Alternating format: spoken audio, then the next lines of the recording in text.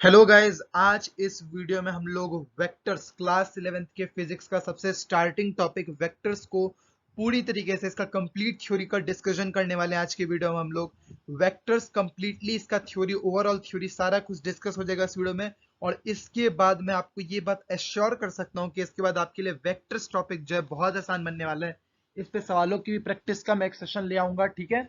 तो चलिए यार, आज स्टार्ट कर देते हैं अपना वेक्टर्स का थ्योरी वाला पोर्शन। सो वेक्टर्स, पहला पॉइंट क्या लिखा है यार?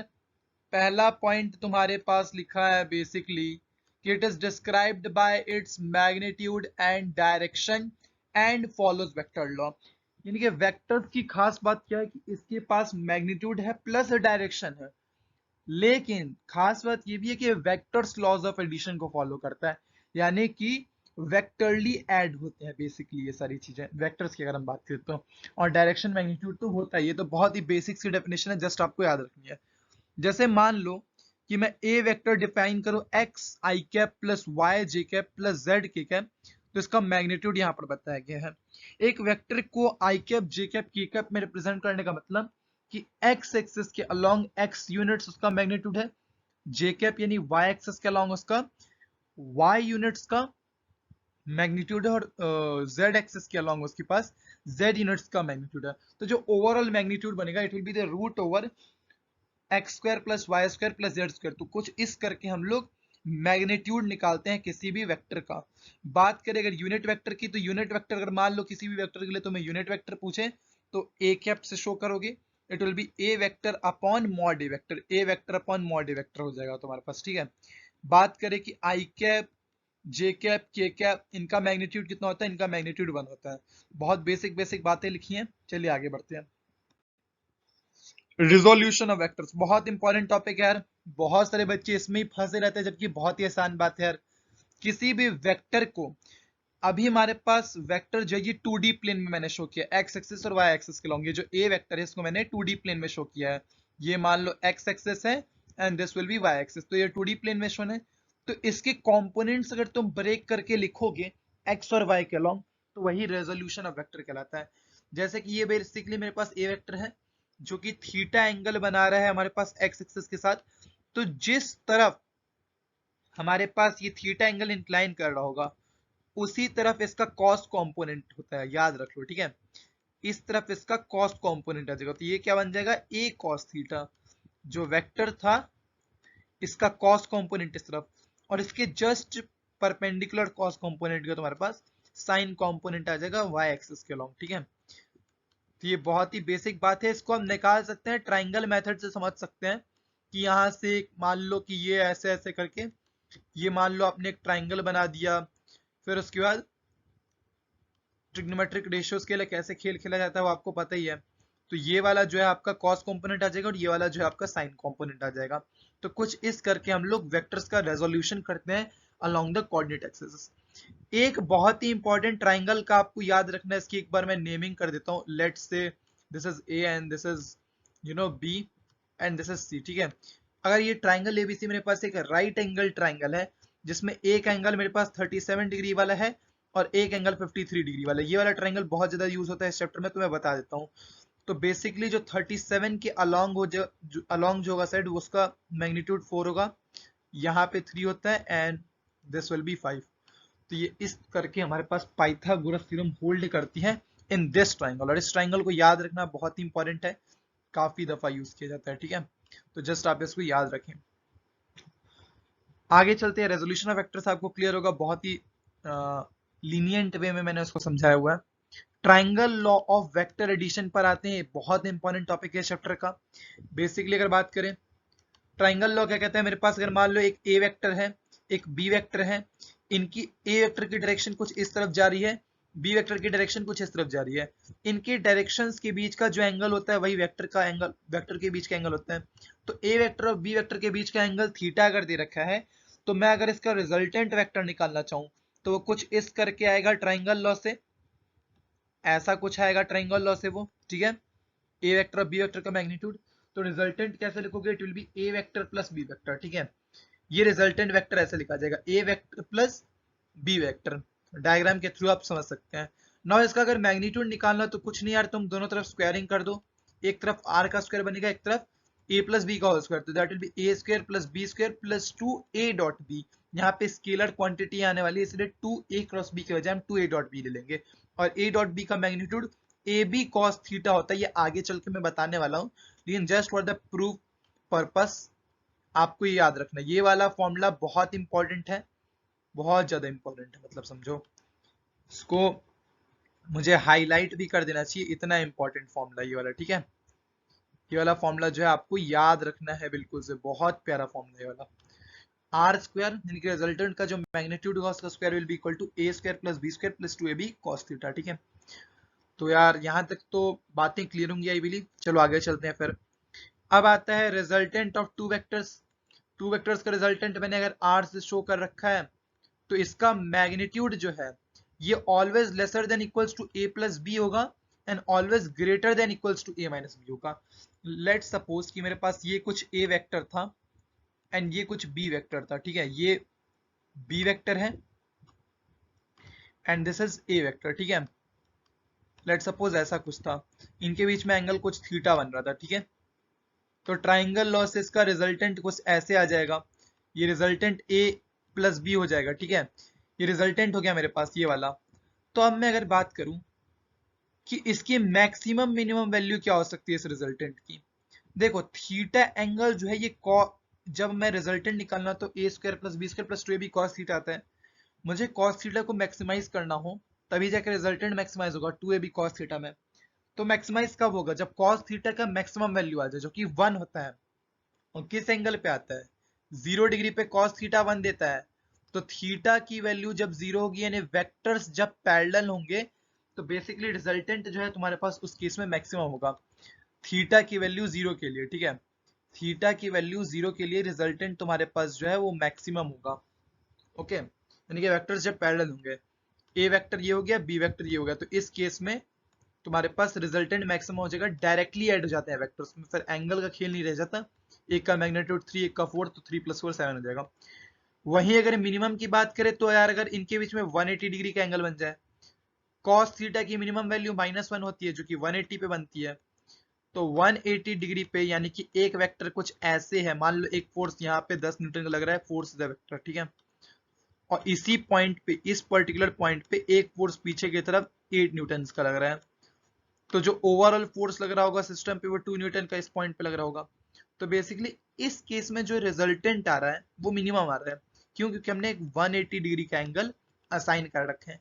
तो उस केस में तुम्हारे पास a minus B vector calculate किया जाता है जो कि मिनिमम वैल्यू होती है रिजल्टेंट की, ठीक है। आगे चलो फिर। अब एक बहुत ही प्यारी बात बताता हूँ तुम लोग को, सेम मैग्नीट्यूड ऑफ वेक्टर्स वाला कहानी, ये भी बहुत प्यारा रिजल्ट एक आता है हमारे पास, ठीक है। सेम मैग्नीट्यूड वेक्टर्स की अगर बात करें तो अगर दोनों वेक्टर्स का मैग्नीट्यूड p है, ये वाला भी p वेक्टर है, ये वाला भी p वेक्टर है, इसके बीच में एंगल थीटा है, तो जो रिजल्टेंट इस केस में होगा उसका फॉर्मूला ये आ जाता है 2p cos थीटा बाई 2। इस रिजल्ट को आप डायरेक्ट याद रखना चाहते हैं तो याद रखने काम आ जाएगा, आपके क्वेश्चंस की लेंथ को छोटा कर देगा, जल्दी सॉल्व करा देगा। नहीं तो आप डिराइव भी कर सकते हैं, आप बेसिक वाले फॉर्मूले से R square equal to A square plus B square plus 2ab cos theta. लेकिन मैं प्रेफर करूंगा इसको याद रखना, ठीक है, कि अगर दो वेक्टर्स जिनका मैग्नीट्यूड सेम हो, ये भी p वेक्टर है, ये भी p वेक्टर है, एंगल थीटा है, तो resultant 2p cos theta by 2 होगा। चलो इसके लिए देख लेते हैं यार कि अगर मान लो थीटा तुम्हारे पास, if theta equal 60, theta equal 60 में रिजल्टेंट कितना आ जाएगा, थीटा इक्वल 60 में रिजल्टेंट कितना आ जाएगा 2p cos 60 बाई 2 यानी कि 2p cos 30 जो कि √3/2 होता है, तो √3p आ जाएगा। तो आप डायरेक्ट याद रख सकते हैं कि थीटा की वैल्यू 60 पे √3p होता है मैग्नीट्यूड, अगर दोनों वेक्टर्स का मैग्नीट्यूड सेम हो तो। अगर थीटा तुम्हारे पास 30 हुआ तो आप समझ सकते हैं रिजल्टेंट जो होगा 2p cos 15 होगा। cos 15 की वैल्यू आप निकाल के वहां से निकाल सकते हैं 2p cos 15। Same goes with 90 degree, 120 degree, 180 degree, सारे डिग्रीज पे आप बेसिकली निकाल सकते हैं resultant of these two vectors having same magnitude. तो theta equal to 120, theta equal to 90 and for theta equal to 180 आप खुद निकाल करके देखेंगे, ठीक है। तो चलिए यार नेक्स्ट वाले स्लाइड पे चलते हैं हम लोग। अब आता है डॉट प्रोडक्ट। ऑलमोस्ट हम लोग एंड पे हैं वेक्टर्स के। सारी चीजों को बिल्कुल बढ़िया से समझाया गया और एक एक टॉपिक कवर किया गया। बेसिकली यहाँ पर वेक्टर्स में एक एक टॉपिक कवर किया मैंने। डॉट प्रोडक्ट बहुत इंपॉर्टेंट पार्ट आता है चैप्टर का, बहुत ज्यादा इंपॉर्टेंट है। इसको स्केलर प्रोडक्ट भी कहते हैं, आगे बताऊंगा क्यों डॉट प्रोडक्ट को। सबसे पहले इसको रिप्रेजेंट किया जा सकता है ए डॉट बी से, ए डॉट बी। ठीक है यार, इससे थोड़ा क्लियर नहीं आ रहा, मैं ये वाला पेन ले लेता हूँ। ठीक है चलो, पहला डॉट प्रोडक्ट जो है वो हमेशा स्केलर क्वांटिटी हमें देता है। जब कभी भी दो वेक्टर ए वेक्टर और बी वेक्टर का जब तुम डॉट करोगे, डॉट प्रोडक्ट लोगे वेक्टर्स का, तो हमेशा स्केलर क्वांटिटी देगा। ठीक है, उसका मैग्नीट्यूड कैसे निकालोगे ए डॉट बी का, ये एक फॉर्मूला है हमारे पास मैग्नीट्यूड निकालने का। It will be mod A यानी magnitude of A multiplied by magnitude of B multiplied by cos theta. यहाँ पे थीटा क्या है, angle between A and B. तो इस करके आप क्या निकाल सकते हैं, डॉट प्रोडक्ट का मैग्नीट्यूड। ठीक है, ये कॉम्यूटेटिव लॉ फॉलो करता है, ए डॉट बी जो है वो बी डॉट ए के बराबर है। वेक्टर्स अगर परपेंडिकुलर हुए आपस में तो ए डॉट बी जीरो होगा, साफ बात है यार। परपेंडिकुलर यानी कि थीटा की वैल्यू 90 डिग्री, कॉस 90 जीरो होता है, तो ए डॉट बी जीरो हो जाएगा। अच्छा, ये वेक्टर्स के बीच में एंगल फाइंड करने में मदद करता है। अगर मान लो किसी क्वेश्चन में तुम्हें डॉट प्रोडक्ट दे रखा हो वेक्टर्स का डॉट प्रोडक्ट दे रखा हो और दोनों का मैग्नीट्यूड दे रखा हो, तो वहां से आप कॉस थीटा कैलकुलेट करके एंगल बिटवीन टू वेक्टर्स निकाल सकते हैं। ठीक है, अगर मान लो हम ए डॉट ए करें तो ये मॉड ए स्क्वायर आएगा। ये बहुत छोटा सा प्रूफ है, अभी कर सकते हो। ए डॉट ए यानी कि मॉड ए इंटू कॉस थीटा। दोनों ए वेक्टर यानी कि ए वेक्टर तो पैरेलल ही होंगे आपस में, दोनों वेक्टर जब सेम है तो पैरेलल ही होंगे, तो कॉस 0 1 होता है। तो मॉड ए इंटू वन, मॉड ए स्क्वायर आ जाएगा। बड़ा आसान सा प्रूफ है इसका भी। अब लास्ट वाला पॉइंट जो है मैं इसको आपको समझा देता हूँ एक बार अच्छे से। ठीक है, यहाँ पर देखो, यहाँ पर समझा देता हूँ लास्ट वाला पॉइंट। अगर मान लो मेरे पास ए वेक्टर, ये स्केलर प्रोडक्ट कैसे देता है अब तुम्हें पता चल जाएगा। अगर मान लो मैं अभी जस्ट एक्स और वाई एक्सेस के अलॉन्ग लेता हूँ, ज्यादा लंबा नहीं, जेड एक्सेस के अलॉन्ग नहीं करता हूँ। और मान लो ए वेक्टर है A I cap plus B J cap. ठीक है, लास्ट वाला पॉइंट मैं समझा रहा हूँ। ठीक है, बी वेक्टर है C I cap plus D J cap. ठीक है, तो ए डॉट बी आप कैसे लिखेंगे जब वेक्टर फॉर्म्स में, हम ये तो चलो मैग्नीट्यूड के लिए था, लेकिन अगर मान लो वेक्टर फॉर्म में दे रखा हो तो ए डॉट बी इस केस में कैसे कैलकुलेट किया जाता है, तो यही मैं दिखा रहा हूँ आपको। A dot B will be equal to, कुछ नहीं करना आपको, देखो आई कैप वाले कोफिशिएंट को आई कैप से मल्टीप्लाई करो एंड जे कैप वाले कोफिशिएंट को जे कैप से मल्टीप्लाई कर दो। तो A into C will be A C plus B into D will be B D. Now A B C D are real numbers over here, तो AC plus BD भी एक real number आएगा, नहीं एक scalar quantity आने वाली है। तो इस करके हमारे पास जो A डॉट बी यानी कि जो डॉट प्रोडक्ट होता है वो स्केलर क्वांटिटी देता है ऑलवेज। ठीक है, आगे चलो यार चलें, और कुछ इसमें बताने लायक है नहीं, मैंने ऑलमोस्ट सारी बातें कवर कर दी हैं डॉट प्रोडक्ट के लिए। ठीक है, अब चलो क्रॉस प्रोडक्ट पे आ जाते हैं। इसको वेक्टर प्रोडक्ट भी कहा जाता है, क्यों, क्योंकि यहां से वेक्टर क्वांटिटी हमें मिलती है। देखो यार, इट गिव्स वेक्टर क्वांटिटी, ये वेक्टर क्वांटिटी देता है हमें। इसको रिप्रेजेंट ए क्रॉस बी से करते हैं। ठीक है, यहाँ पे लिख सकते हो आप ए क्रॉस बी। ठीक है, A vector cross B vector, अगर दो vector A vector B vector दे रखे तो उसका क्रॉस प्रोडक्ट ऐसे रिप्रेजेंट करेंगे हम लोग। ठीक है, और इसका मैग्नीट्यूड जो होता है mod A mod B sine theta होता है। तो याद करना बड़ा आसान हो गया, ए डॉट बी का magnitude mod A mod B cos theta, A cross B का magnitude mod A mod B sine theta. यहाँ पे A cross B minus times B cross A होता है। ठीक है, minus times B cross A, तो ये एक प्रॉपर्टी आपको याद रखनी है इसकी। अगर वेक्टर्स पैरेलल होंगे तो ए क्रॉस बी ऑब्वियसली हमारे पास क्रॉस प्रोडक्ट जीरो हो जाएगा। ठीक है, कैसे, साइन थीटा, थीटा के लिए जीरो डालने पे जीरो आता है, तो A cross B zero. When vectors are parallel, angle is zero between them. और A क्रॉस B का जो मैग्नीट्यूड है वो हमारे पास एरिया ऑफ पैरेललोग्राम देता है। A क्रॉस B का मैग्नीट्यूड जो है ये हमारे पास एरिया ऑफ पैरेललोग्राम देता है। पैरेललोग्राम लॉ होता है, जैसे ट्राइंगल लॉ होता है वेक्टर्स के लिए, वैसे ही पैरेललोग्राम लॉ होता है। तो जो भी वेक्टर, दो वेक्टर और रिजल्टेंट से जो पैरेललोग्राम बनता है उसका एरिया हम ए क्रॉस बी से डिफाइन कर सकते हैं, उसके मैग्नीट्यूड से। तो एरिया आ जाएगा तुम्हारे पास। और लास्ट पॉइंट क्या लिखा है कि direction of A cross B is always perpendicular to the plane of A and B. समझा देता हूं यार इसको भी। मान लो लेट्स से ये मेरे पास एक ऐसा कुछ प्लेन है, ठीक है, ये प्लेन है, ठीक है, ये कॉमन पॉइंट है, यहां से एक वेक्टर ओरिजिनेट हुआ और यहां से दूसरा वेक्टर ओरिजिनेट हुआ। ये ए वेक्टर था इस प्लेन में और ये बी वेक्टर था। अब जो ए क्रॉस बी होगा ये आउट ऑफ द प्लेन होता है, यही बताने का मतलब है कि ए क्रॉस बी जो वेक्टर होता है ये हमेशा आउट ऑफ द प्लेन होता है। Okay, A cross B out of the plane होता है। अगर ए वेक्टर और बी वेक्टर एक प्लेन में लाई कर रहे हैं तो ये बात बिल्कुल सच है कि A cross B out of the plane lie करेगा, वहीं बी क्रॉस से नीचे की तरफ लाई करेगा। ये बी क्रॉस ए के लिए हो जाएगा, दोनों एक दूसरे के अपोजिट होते हैं, ठीक है। तो बी क्रॉस ए यहाँ पे हो जाएगा, ये भी आउट ऑफ द प्लेन है, मतलब क्रॉस प्रोडक्ट से उसकी डायरेक्शन जो आएगी वो आउट ऑफ द प्लेन है। अच्छा, डायरेक्शन की बात क्यों कर रहे हैं यार हम लोग? डॉट प्रोडक्ट में तो डायरेक्शन की बात नहीं की थी।